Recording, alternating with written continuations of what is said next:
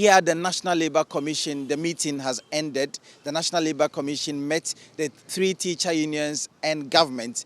The government side was headed by the Deputy Employment and Labour Relations Minister, Bright Rekubrobe, and the 3 teacher unions were ably represented. So we saw the NATS General Secretary, Thomas Musa. We also saw Angel Kabanu, as well as a representative of the concerned teachers. Now, when the meeting came to a close, the NLC directed the 3 teacher unions to immediately call off the strike and then return to the negotiation table with government on the issues that they have raised. They raised 2 pertinent issues. One was on the appointment of the Director General of the Ghana Education Service. The second was the continuous stay of the Deputy Director General of the Ghana Education Service. And so the Commission has taken a decision and has directed that they call off the strike immediately. We've been interacting with the Executive Secretary of the National Labour Commission, Ofosu Asamoah.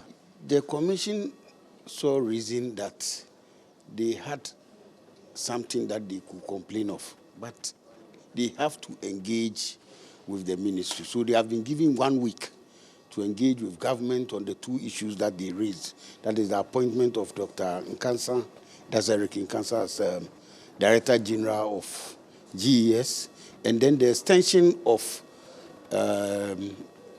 time for the Deputy Director General, who after his retirement, he has been given extension to be in office. Now, beyond the strike, if the teacher unions fail to call off, what will you do? Will you go to court, seek court intervention? They will call off. That is why it was adjourned for 1 week. What word did they give you before walking out of the meeting? We do not take word from people whether they will comply or not. This is an institution. We give directive, and when we give directive, we expect that people will comply. It is only when we fail to comply that we may take the next step. But in a period of 1 week, at least they gave us the assurance. They gave us all the assurance to comply. Yes.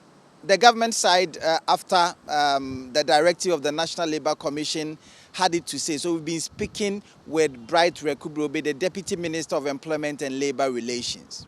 The pre-tertiary teacher unions raised some concerns, and we engaged them for 2 days, and we have been here. Our main contention was that whatever the issues were, we could discuss them if they were not on strike. They also told their side of story. The verdict today is that the unions did not follow the proper way, the right channels before they embarked on the strike. And therefore, they have been asked to go and call off the strike immediately, and for also the government side to continue to engage them on their 2 main issues that they brought. That is the appointment of the new DG and the extension of contract for the deputy DG. So we, the government side, will go from here and engage them and report back a week today, that's the 16th of November 2022. So we go home thinking that you would be meeting them on this, knowing very well that they raised concerns and then they did not get any hearing until they called the strike. You should go home in the full optimism that teaching and learning would go on. And then the engagement of the unions will also go on. At the end of the day, there will be a win-win situation. We are coming back a week today to report on the outcomes. Now, the teacher unions, when they got out of the meeting, did not grant any interview to the media. We are yet to hear their side of the matter, whether they will comply with the directive by the National Labour Commission or not. We are waiting for the outcome of the caucus meeting they left to hold.